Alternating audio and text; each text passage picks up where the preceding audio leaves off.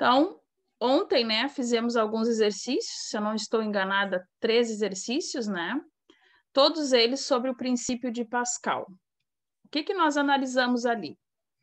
Que não importa, né, o que nós precisamos fazer um levante, né, fazer um içamento, seja uma prensa, seja, né, aquelas máquinas que nós estamos acostumados aí na construção civil, tipo as girafas, por exemplo, né?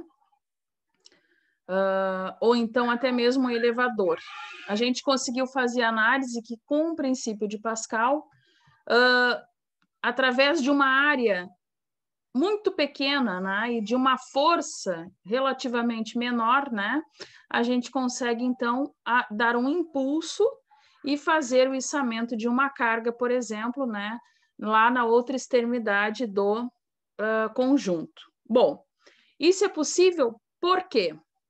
Basicamente, por 2 motivos, né? Nós temos ali o princípio, né, de que a variação de tensão, de pressão, desculpem, num determinado ponto, sempre será igual à variação de pressão no ponto consecutivo. Então, com essa afirmativa, né, a gente verificou que é possível. O outro ponto de vista é a junção, né, da teoria do princípio de Pascal com a do princípio dos vasos comunicantes. O que eu quero dizer com isso? Nós sempre tínhamos ali, né, que a gente viu, 2 cilindros, né? O recipiente não importa para nós, né, que vai conter o fluido, mas nós tínhamos uma interligação. Dentro da teoria dos vasos comunicantes, a gente consegue perceber que a coluna, né, de fluido que fica no interior desse vaso, né, com pressão equivalente, naquele caso ela não estava, né, ela ficou constante em todo o percurso, porque a gente garantiu, né, que aquela força 1 impulsionava a carga. Então, isso, né, através desses 2 preceitos aí da física, a gente consegue verificar princípio de máquinas muito importantes para o nosso cotidiano, né? Conforme a gente comentou ontem e pincelamos agora aqui. Então, máquinas que fazem com que o trabalho do homem seja mais eficaz, reduz, né, tempo, né? Tudo isso através desses 2 conceitos aí da física. Bom, eu queria ontem ter passado para vocês um vídeo mostrando os ajustes aí desse princípio, né, de Pascal. Eu queria ver com você se eu envio agora. Ele é um vídeo um pouquinho demorado. Pode ser? Pode ser, pode ser, pode ser. Ele tem em torno aí de uns 20 minutinhos, mas ele é uma videoaula, tá? De um curso de engenharia, né? Na área de mecânica dos fluidos, onde ele mostra, vocês desprezem os cálculos, né? Porque os cálculos nós não vamos nos aprofundar, que nem está ali. Vai ser o que nós trabalhamos ontem, que nós vamos adaptar aqui, né, para a nossa situação. Mas o que me interessaria era vocês verem ali a parte de laboratório, alguns pequenos ensaios ali, ok? Vou encaminhar via WhatsApp aqui.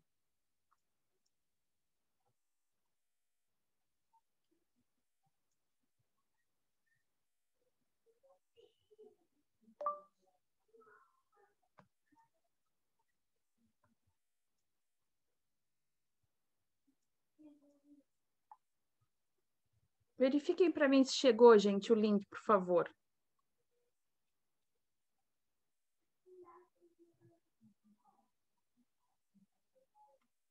Sim, chegou. Chegou? Então vamos assistir juntos aqui. Vou fechar o meu áudio e o vídeo para não interferir, qualquer coisa me chamem. Então, gente, o que a gente consegue tirar ali de benefício desse vídeo que a gente acaba de assistir? Conseguimos ver os 2 princípios, né, que nós falávamos ontem e que iniciamos retomar o assunto na aula de hoje, que é a teoria dos vasos comunicantes, né, e o princípio de Pascal. A lei fundamentada por Steven e como que Pascal estabeleceu isso e nós podemos fazer a junção. Interessante que nós vimos ali como que a gente pode medir, né, através da teoria dos vasos comunicantes, colunas de diversos tipos de fluidos. O que vocês conseguiram analisar ali quando as primeiras amostras ali no laboratório, né? Segundo a lei da teoria dos vasos comunicantes. O que podemos analisar? Conseguimos verificar que a pressão é, sim, a mesma em todos os pontos? Sim ou não? Eu acho que não. Por que tu achas que não, Douglas? Porque, sei lá, porque nunca eles ficam no nível ali, porque um é mais pesado que o outro, um é mais leve que o outro. Mas E tu eles estás nunca falando... ficam no nível, ficam na mesma pressão. Não. Estou falando do último exemplo agora, eu acho que é. Não, o último exemplo é princípio de Pascal. Vamos começar pelo princípio de Stephen para poder entender o funcionamento do princípio de Pascal. Pode ser? Tá bom.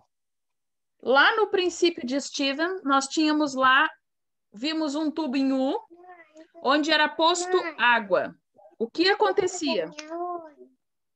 Eles ficavam em nível? Ficavam? Ficavam. Por que eles ficavam em nível? Porque era a mesma densidade. Porque a pressão em todos os pontos A era pressão, isso, pressão. pressão. Inclusive, ele fez uma referência ao nível do mar. Ou seja, porque quando iniciou-se a falar, a gente viu que nós tínhamos sim uma questão de densidade. No entanto, que quando se alternou os líquidos, o que a gente pôde verificar?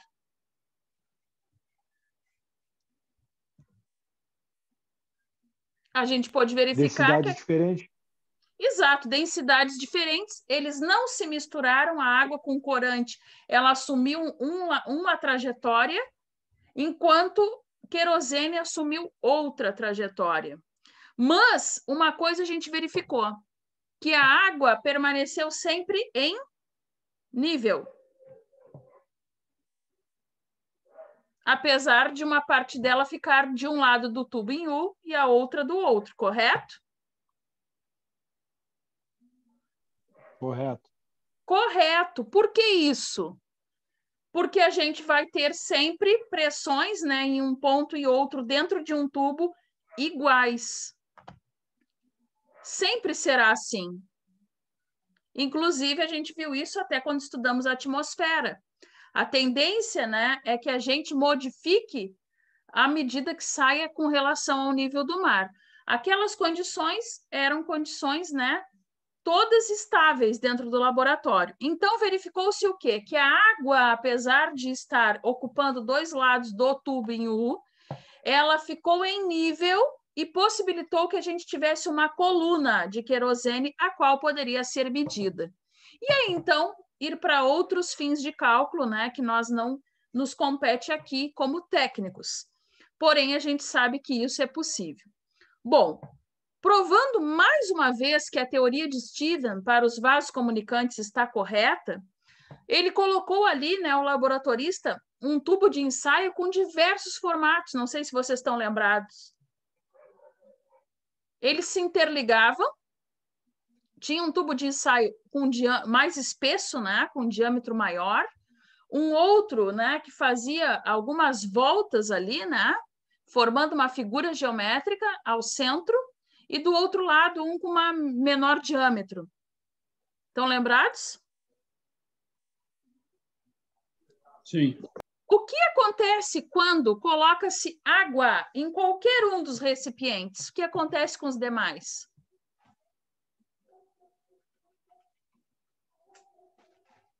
Ficaram todos no mesmo nível? Perfeito, Rodrigo. Todos ficam no mesmo nível. Gente, isso porque comprova-se mais uma vez, né, que a pressão não importa o meu recipiente, não importa o formato dele, não importa o diâmetro que ele assuma. Se eles estiverem interligados, se eles estiverem comunicados, eles vão ter um nível e é o mesmo. Qual é a aplicação disso que a gente vê todo dia? Onde é que eu consigo verificar isso? Lá na obra, por exemplo, né? Para mim, da construção civil, quando a gente precisa ter um ponto, né, em um canto da obra e outro ponto na mesma altura, o que a gente faz? Uma mangueira de nível, né? Correto? Isso.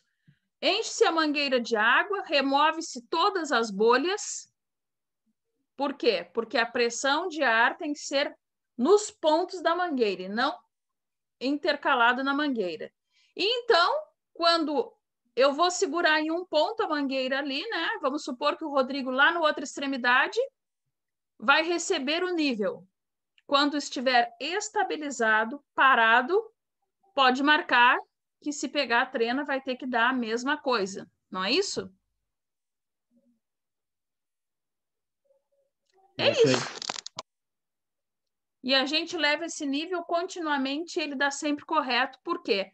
Por causa da teoria dos vasos comunicantes.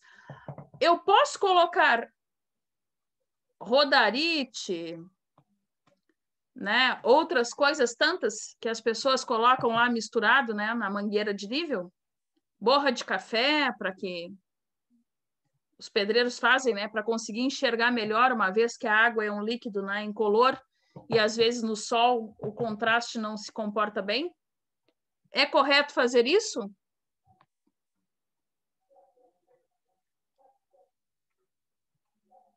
Sim ou não?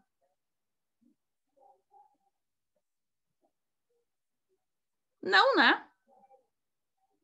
Não. Por quê? Porque naquele método de precisão ali que eu necessito, eu já sei pela lei de Steven, né? Pelo princípio dos vasos comunicantes, que a água tem que estar pura. Se não tiver pura, ela não vai estar fidedigna ali no nível. No caso dessas coisas que eu falei para vocês, a mistura parece homogênea, mas ela descaracteriza em torno aí de meio centímetro, né, o que a gente está querendo ali nivelar. Então, completamente errôneo, né, equivocado fazer esse tipo de coisa, apesar de a gente ver isso todo dia no cotidiano ali. Ação da teoria dos vasos comunicantes, gente. Onde mais a gente tem isso? No nosso corpo, por exemplo, que a gente tem a aplicação da lei de Steven. Quem chuta?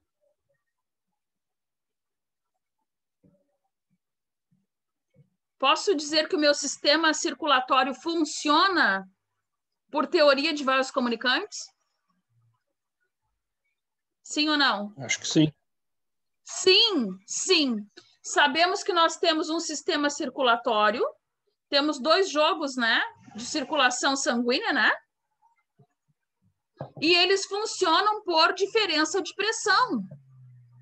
Tanto é isso que quando a gente está com algum sintoma, né, que o médico, quando chega lá para fazer uma triagem, o que é verificado na gente primeiramente? Temperatura e pressão. Provando, né, que o nosso aparelho circulatório funciona por teoria dos vasos comunicantes. E isso só é possível por causa, né, da pressão que esse sistema recebe e que, se está em desarmonia, em desequilíbrio, a gente então pode ter aí colapsos, né, dentro do nosso sistema, em função da desregulagem aí da pressão. É a pressão atmosférica que determina isso? Não, né, gente? É um outro tipo de pressão, não é o caso aqui, né? Não somos peritos nessa área, mas sabemos que fisicamente é assim que funciona. Outro lugar que nós temos aí, dentro da nossa casa, a teoria de Steven, dos vasos comunicantes, onde a pressão é quem manda, né, no fluido. Na água, do encanamento de água da casa. Encanamento de água, perfeito. Gente, a água vem, né, através aí da concessionária, abastece a nossa linha, quem tem reserva, né, seja ela reserva subterrânea ou reserva, o mais comum que a gente vê aqui em Rio Grande, né, aí em cima da edificação, é abastecido, nós temos sempre dois princípios, dois encanamentos. Um encanamento, né, que é de entrada e o encanamento de saída dentro do reservatório.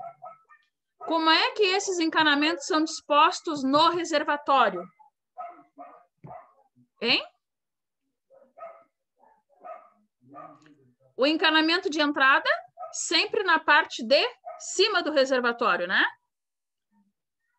Ele enche o reservatório. E o de saída lá embaixo. Como que há o equilíbrio, né?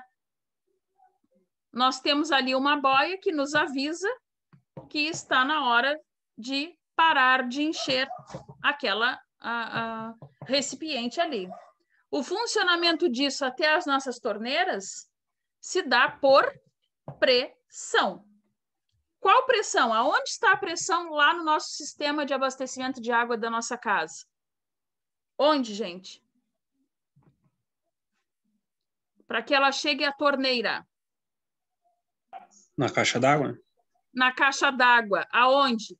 Dentro da caixa d'água, né? Importa que a caixa d'água está com tampa? Não. Ali dentro a gente sabe que tem pressão.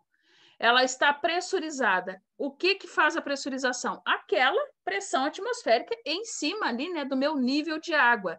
Isso garante que eu tenha água na minha linha lá dentro de casa. Às vezes ocorre alguns problemas, tipo, não tem água suficiente para um banho eficaz no chuveiro. Verão, por exemplo, não tem água para um banho, né, ali com abundância de água. No inverno, o chuveiro, quem tem aí chuveiro elétrico, né, praticamente torra a resistência porque a água é ínfima. E aí superaquece em demasia a resistência do chuveiro. Por que isso? É problema na resistência? Falta de pressão. Falta de pressão. Não é problema na rede elétrica quando não aquece, não, não, é falta de pressão. O que que é que as pessoas fazem quando isso ocorre?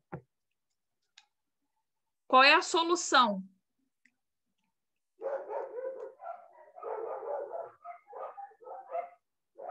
Elevar a caixa d'água, né? Correto? Ou tirar a pecinha, aquela que regula a pressão do cano na entrada do chuveiro. Também. A questão toda é que quanto mais alto, Mais pressão. mais pressão. Eu consigo mexer na pressão atmosférica. Desculpem, gente, na pressão atmosférica não. Na pressão do meu sistema, quando eu faço a elevação, né, do sistema ali de reservatório. Até aí, tudo entendido? Tudo tranquilo. Tudo tranquilo. Então, gente, com esse vídeo, né, apesar dele ter umas partes ali, conforme eu havia falado a vocês, que não compete a nós, como técnicos, né, fazer um estudo mais aprofundado, mas a explicação estava muito interessante, muito comprobatória, né, do que realmente acontece. Depois lá, que foi, vamos retomar só o que o Douglas falou, que ele julga que a pressão não seja a mesma lá no princípio de Pascal. E eu perguntava para ele por que que ele diz que não é a mesma. Lá no princípio de Pascal, baseado no que nós conversamos agora sobre Steven. Na teoria dos vasos comunicantes, a pressão tem que ter uma continuidade, correto? Correto. Correto. Por que que o Douglas lá julgou que não era a mesma?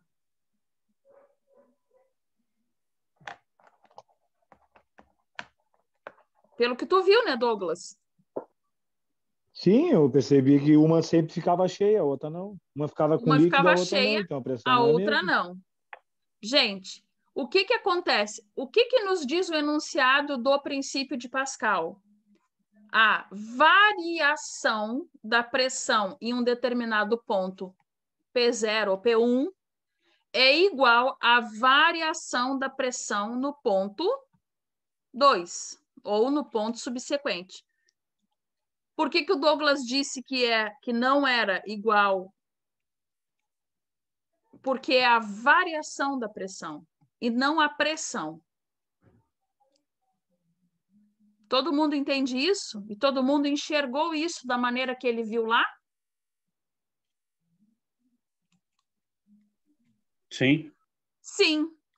A gente verificou, inclusive, né, o que nós já havíamos conversado ontem, que nós já havíamos deduzido ontem por todos os cálculos matemáticos. Hoje, né, aquele professor, junto com o laboratorista, ele fez a dedução ali também, né? Ele verificou que, com uma força ínfima, nós podemos levantar uma grande massa. Conseguiram verificar isso?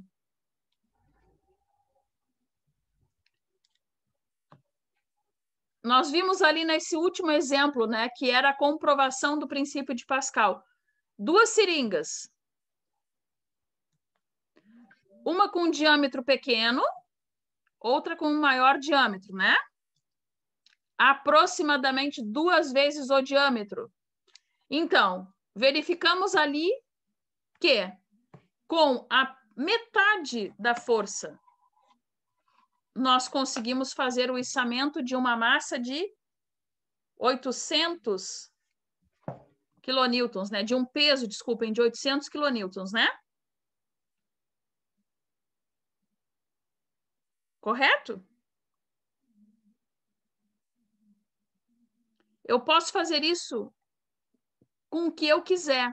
Aonde que eu vejo esse princípio aí diariamente, por exemplo? Além do que a gente já comentou diversas vezes aqui, do elevador hidráulico e dessas máquinas, por exemplo.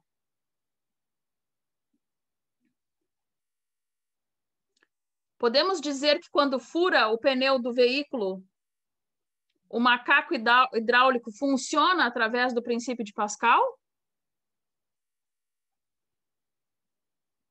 Sim. Sim. Vocês já notaram que, com a aplicação de força, né, que vocês implicam ali com a mão, uma mão, vocês conseguem levantar o veículo, que eu nem tenho ideia de quantos quilonewtons tenha?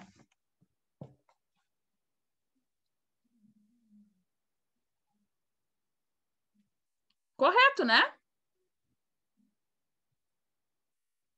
Sim. Isso é parte do nosso cotidiano. E eu vou mais longe. Uma criança, né? Uma pessoa mais frágil, até mesmo mulheres, a gente consegue verificar que podem facilmente, né? Não sei se trocar o pneu, mas que facilmente içar o veículo, né? Com um tipo de máquina dessa, com um tipo através do princípio, né? De Pascal. Claro, aí nós temos outras variantes da física que cabe a gente salientar. O que facilita na hora da troca, por exemplo, de um pneu para manuseio ali do macaco hidráulico? A chave ali para dar toque. A chave. Por uma questão de jeito, né? Por quê? Isso vem outra lei da física, né? Que vocês conhecem bem também, assim como eu, né? Que é o princípio da alavanca. Ou seja, vocês devem conhecer aí no cotidiano de vocês como o torque, né? Correto? O que é o torque? Isso. Tendência ao giro. O torque é o quê? O momento vezes a distância, que a gente diz. Ou seja, a força aplicada vezes a distância. Uma chave pequena, pouco torque. Uma chave maior, maior torque. Quem descobriu isso, acredita-se, tá, gente? Não, aí vocês pesquisem e vejam, né? Arquimedes, 400 anos antes de Jesus, diz, né, que ele era lá um pescador e verificou, né, que para tirar a embarcação, a pequena embarcação, né, para dentro do riacho, ele usava o auxílio de uma alavanca. Então, foi fundamentado já naquela época aí o princípio do torque.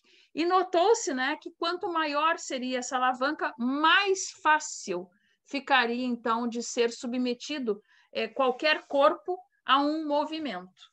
Então, por isso, né, que na hora do macaco hidráulico, às vezes, né, o uso de uma chave, que nem o Rodrigo falou, ou de uma alavanca, né, com uma determinada distância, nos facilita aí na obtenção de mais agilidade no processo. Porém, friso para vocês que, segundo o princípio, né, da hidráulica, aqui da mecânica dos fluidos, a gente pode levantar qualquer coisa dependendo ali de como que a gente concentrou o fluido no recipiente. Gente, até aqui tá tudo tranquilo para nós, o entendimento disso? Tranquilo. Tranquilo, né? Bom, então, vamos voltar. O nosso objetivo de hoje, né, é entender a partir de agora como que ocorre, né, a produção e a distribuição do ar comprimido. Ou seja, nós vamos entrar aí em compressores. Beleza? Por quê? Porque nós já vimos, né, como que vai funcionar. Por que nós estudamos agora tudo isso envolvendo aí ainda, né, fluido daquela maneira não oxigênio, né? Como a gente está pretendendo dentro da pneumática. Porque a gente sabe que muitas coisas que vão envolver, né, a nossa linha aí de pneumática, né, muitas coisas anteriores a ela, inclusive, elas vão necessitar aí de um conhecimento, né, geral dos outros fluidos, né, óleos. Mas o nosso objetivo é começar a falar de compressores e também dessa distribuição aí. O que vocês entendem por compressores? O que é um compressor?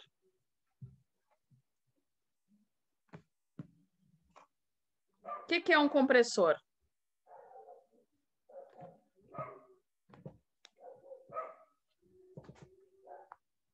Ninguém se arrisca? É um equipamento para captar o ar, armazenar e comprimir ele e distribuir, né? Exatamente. Então, bem como está aqui, gente. Né? O que é um compressor? Exatamente aí como o Rodrigo fundamentou. Ele é um meio, né? Ele é uma máquina que fará uma captação de ar, né, do nosso sistema aí, né, da nossa atmosfera.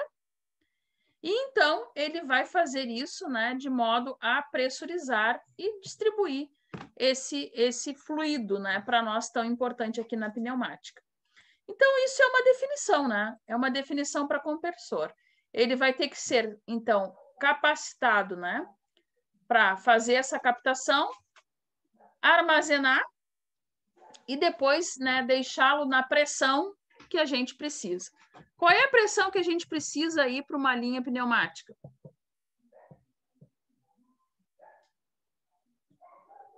Já falamos lá no inicinho, né, da nossa disciplina. Então, a gente vai ter aí duas pressões, né? A pressão de trabalho e a pressão de regime, né? Mais ou menos aí uma pressão de trabalho de 6 bar. Ok?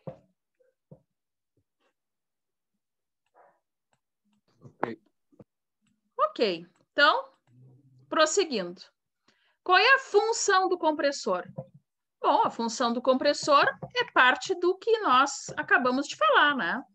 Ele tem ali a função de captar ar do meio ambiente. Neste caso, né, já vimos lá, quando começamos a falar, né, aqui em mecânica dos fluidos, né, que nós temos o ar em abundância, né? Ele é ilimitado, não tem aí nenhum processo, né, de mirabolante para captação do ar ou para fabricação, não existe, né? A gente simplesmente capta ele do meio ambiente, né? Aprisiona, como a gente chama, né? Que é o quê? Reserva, né? E eleva a pressão. Gente, aqui do ladinho, vou aumentar aqui a figura, não sei se vocês todos estão a enxergar bem. Eu, professora. Oi? Por isso que o compressor... Eu, Douglas. Oi, Douglas. Por isso que o compressor, quando tu liga ele não tem ar, tem que esperar ele carregar, armazenar, que a gente está falando, tem que deixar ele ligado um bom tempo para depois, se tiver o ar. Para depois ter uma boa pressão.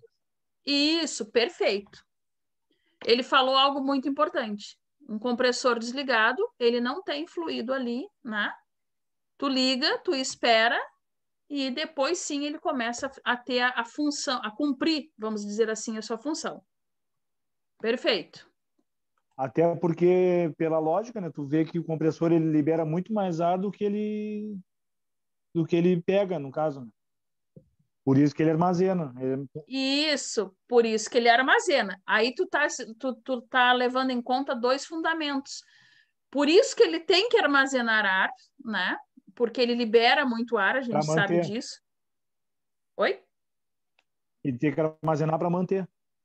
Armazenar para poder manter. E também porque a gente sabe que, apesar dele liberar muito ar, ele também tem a capacidade de armazenamento e ele pressuriza. Então, o que que ocorre? Ele precisa dessa captação porque o ar pressurizado é menos ar? Como? Ou é o mesmo que entrou na linha? O ar pressurizado é o que entrou na linha? É o mesmo que entrou na linha. Então, isso que o Douglas está falando, gente, é imprescindível a gente já começar a ficar na memória. Que isso está corretíssimo. Por isso que o nosso compressor ele tem que ter exatamente este princípio de funcionamento. Ele tem que ter uma reserva de captação, de armazenamento ali, para poder manter a linha. Ou seja, manter 6 bar, que é a nossa pressão de trabalho. MV. Okay? É comigo, Rodrigo? Isso, ele tem tipo como se fosse um escape, uma válvula de escape, que a gente ouve lá na empresa, volta e meia, faz aquele barulho como se tivesse. Sim. Como se fosse um excesso, assim, né? O que acontece? A gente vai ver agora, né, que a nossa linha pneumática, ela tem lá, né, o compressor, lembra que eu falava, né, no layout da fábrica tem que ter um setor grande, né, distante, né, dos escritórios e dos locais aí com mais aglomeração de pessoas, justamente porque ele tem esse desconforto do escape do ar. Gente, a nossa linha é composta dos compressores, de válvulas, né, e também dos purgadores, né? Correto? Isso, que é justamente o que faz esses escapes, né? Também ali uma certa limpeza, porque lembram que isso ocorre justamente porque o ar tem que estar livre de impureza, livre de umidade, né? Ele tem que estar ali numa tranquilidade para fluir na linha de maneira aí eficaz. Então, isso que a gente escuta, né, é justamente aquela pressão, né, que está saindo e aquele expurgo, digamos assim, da linha. Esse é o barulho que a gente escuta nele.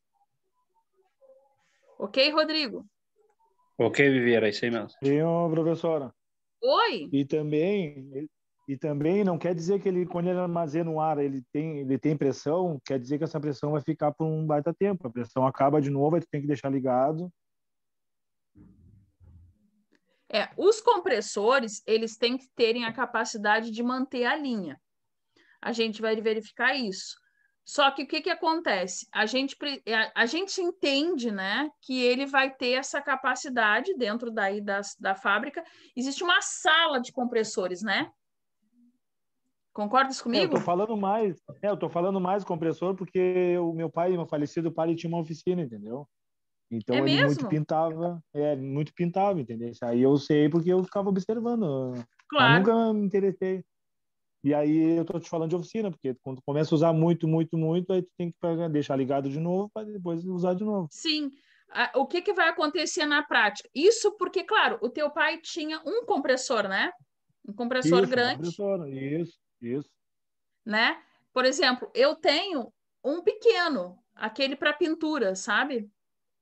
É esse aí para pintura, pra usar pistola. Para usar pistola. Que o teu, eu não sei, tu falou oficina, me remeteu a algo bem maior. O que eu tenho ele é móvel, assim, né? Que é para o profissional ali conseguir manusear mais fácil. Mas é a mesma característica, né? É o mesmo princípio de funcionamento deste que tu está falando. Só que no nosso caso, a gente está tratando de um compressor. Na nossa linha aqui pneumática. Não, aí claro que não. Isso, a gente vai ter aí um banco de compressores, né? No entanto, que a gente fala, né, de um setor ali, a sala dos compressores. Então, o que Um vai ajuda o ocorrer outro. na prática? Um compressor vai estar sempre garantindo o outro, tu entende? Uhum, É isso que entendi. vai acontecer. Bom, vou prosseguir aqui. Eu ampliei um pouquinho a imagem aqui, todos estão vendo? O que significa isso? Quando vocês pegarem lá uma planta, um esquema, né?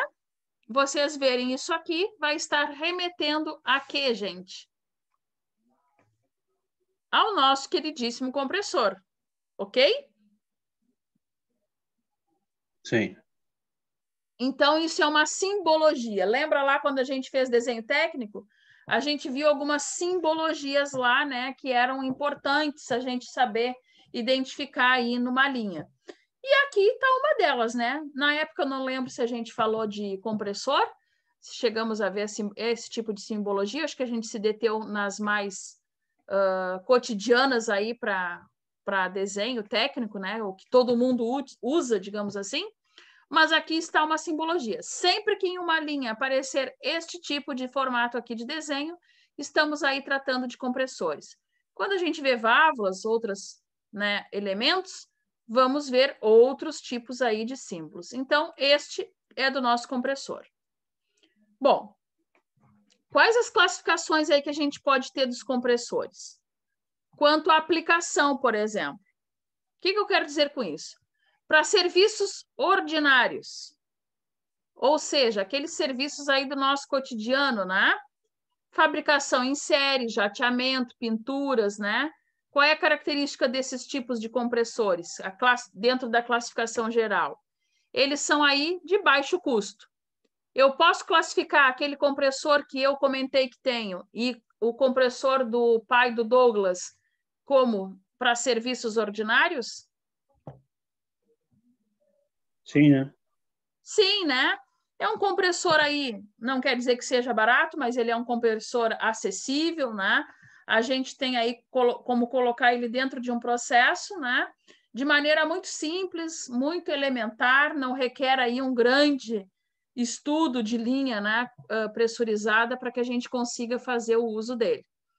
Outros tipos de compressores estão classificados dentro de sistemas industriais. Ou seja, são aqueles aí de centrais de indústrias, né? Eles têm um custo elevado. Aqui, gente, eu já estou falando, né, daquela sala ali que eu falei, né, daquele setor ali dos compressores, né, aonde eu vou ter a implantação, né, daquele setor ali de modo muito caro, né, acessível, mas um custo aí maior. E eles são específicos. Eu vou botar um pouquinho mais para cá. Eles são específicos por quê? Porque não é aquele que eu vou ali na loja, né? Esse de pintura que a gente falava, é aquele que eu vou ali na loja e trago para casa, né? E não estou muito interessado na potência dele, né? No que ele vai ter ali de capacidade de pressurização. Desde que ele faça pintura, para mim tá bom, né? Nesse aqui, não. Esses industriais, eles têm que ser comprados de modo específico. O que eu quero dizer com isso? Eu posso colocar o meu compressor de pintura lá no meu banco de compressores da minha linha pneumática? Não, né? Não, não. Eu tenho que ter em mente que para esse tipo de compressores aqui industriais, eu tenho um projeto. Eu tenho que seguir um projeto. Eles têm que ser dimensionados aí de acordo com a necessidade do meu projeto. Então, por isso que eles se tornam aí um custo mais elevado, né? E eles são considerados aí compressores de sistemas industriais. São específicos para isso. Bom, outra aplicação que eu posso ter aí para os compressores são os compressores de gás ou de processo. São aqueles aí com gases de características anormais. Eu botei entre parênteses o ar-condicionado. O ar-condicionado, gente, eles têm aí um determinado gás que ele é muito específico para aquela característica, né? Concordam? Isso. Isso, né?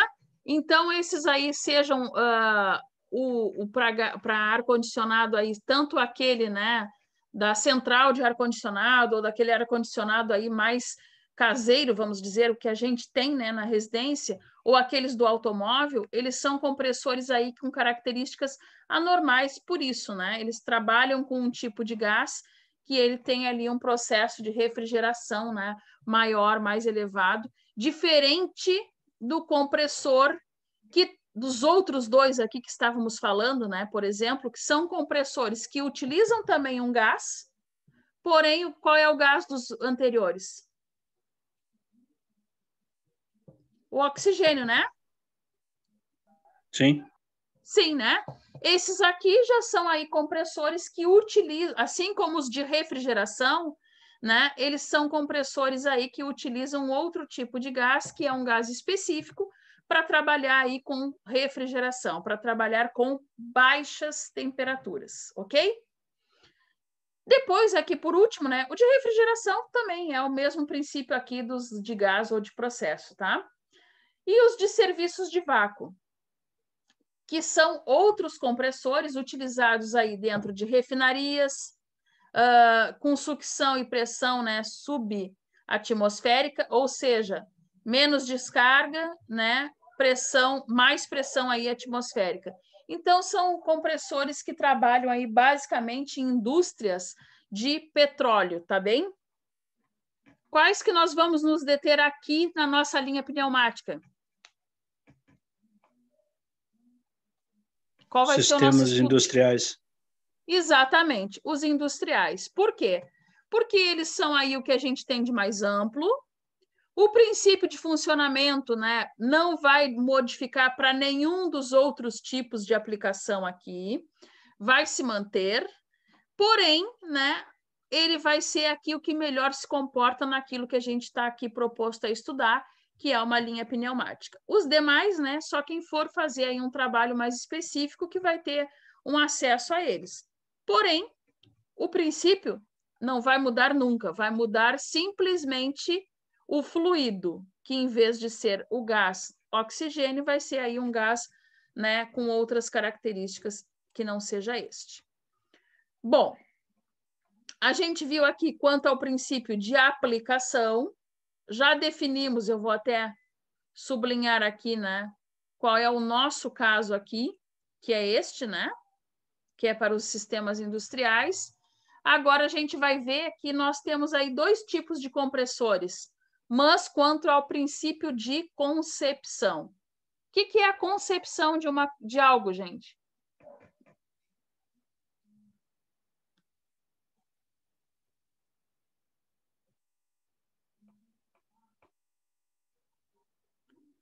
Concepção é quando alguma coisa, né, é criada, não é isso? Então, o princípio aí de fabricação, vamos dizer assim. Nós vamos ter dois tipos, os volumétricos e os dinâmicos. Quais vão ser as diferenças básicas aí de um para outro? Nós vamos ter aí os volumétricos, que são aqueles que vão ter deslocamentos positivos, vão ter aí fluxos, né, intermitente. O que é algo intermitente?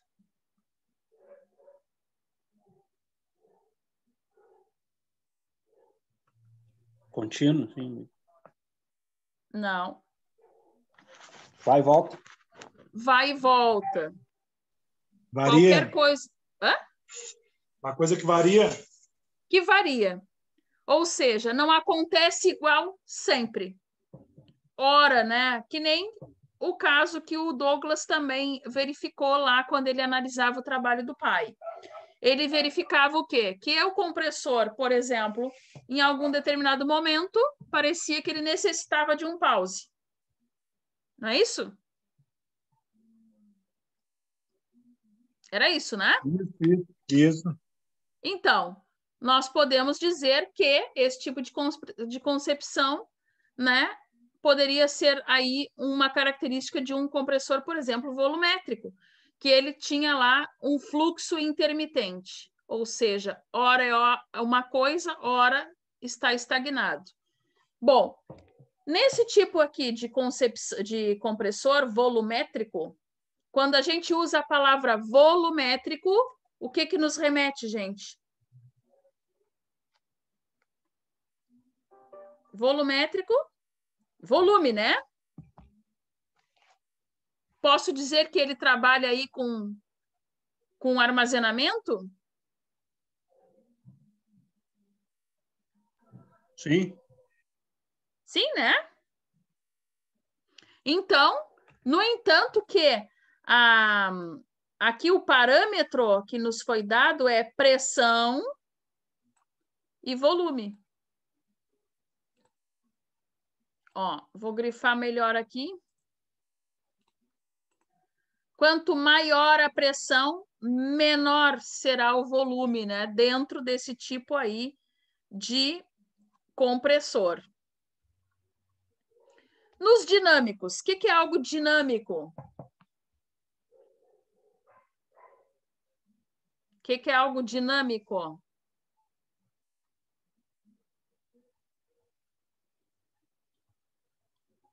Gente, algo dinâmico dentro da física. Lembram lá quando vocês estavam lá no 2º grau, quando começam a estudar física? A gente estuda o quê? A cinética, a estática e a dinâmica. A dinâmica significa que nós estamos estudando tudo aquilo que se move, né? Tudo aquilo que se modifica, tudo aquilo que se altera de maneira contínua, né? Que tem uma evolução, ou seja, uma mudança. Qual é a diferença? Já que eu falei que intermitente era algo, né, que não tinha, que não era igual o tempo inteiro. Qual é a diferença aqui?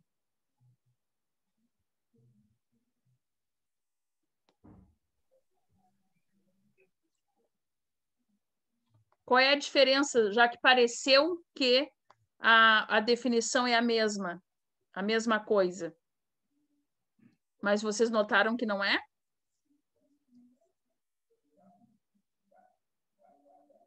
Sim ou não? O conversor volumétrico, o que é intermitente é o fluxo dele, que é aquilo que eu comentava que o Douglas apontou lá no trabalho do pai dele. No caso dos compressores dinâmicos, nós também temos um fluxo, obviamente, de ar, a gente sabe disso. Porém, nós temos aí a propriedade da dinâmica, aquele conceito físico que eu acabei de comentar com vocês. Ou seja, nós temos aí a conversão de uma energia cinética em energia, né, de pressão por desaceleração. Ou seja, nós temos basicamente a transformação de uma energia em outra. Então, neste compressor aqui, o nosso parâmetro para ser medido é gás e pressão, e não pressão e volume. Por que neste caso aqui, eu meço como parâmetro gás e não volume?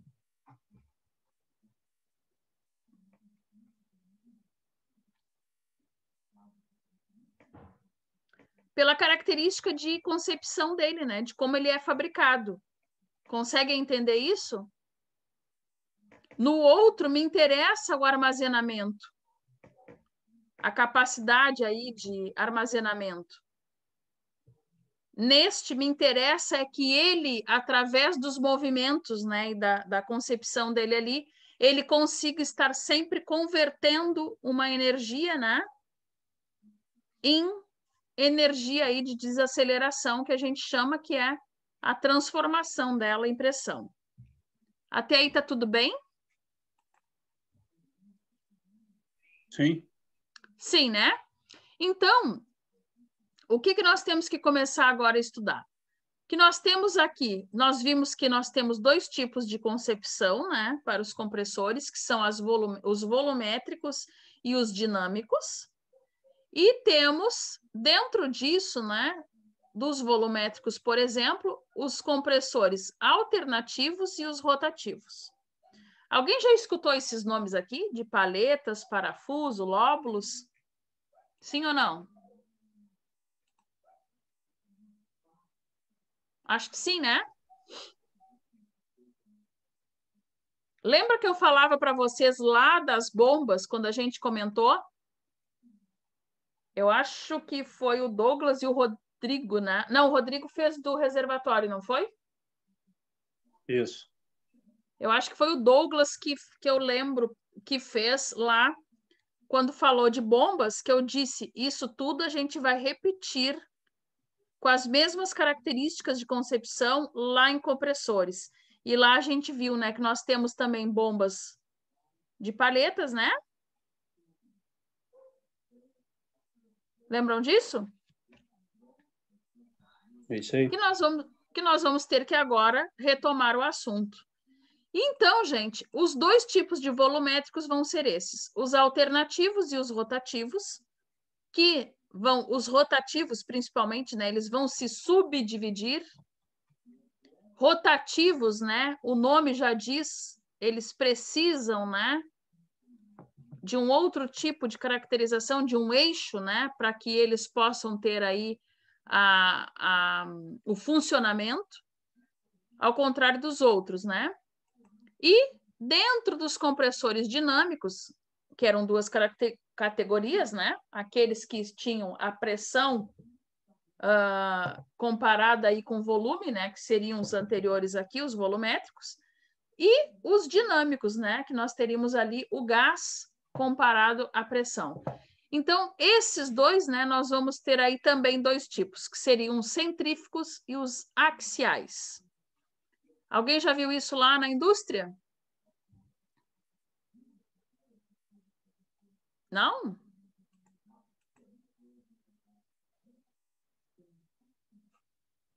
Ninguém lá viu nenhum tipo desses nomes lá?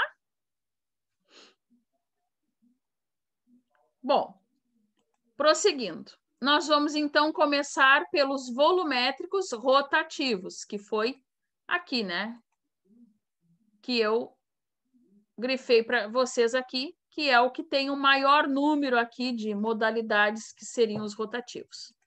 Nós vamos continuar isso na aula de amanhã, beleza? Ok. Ok?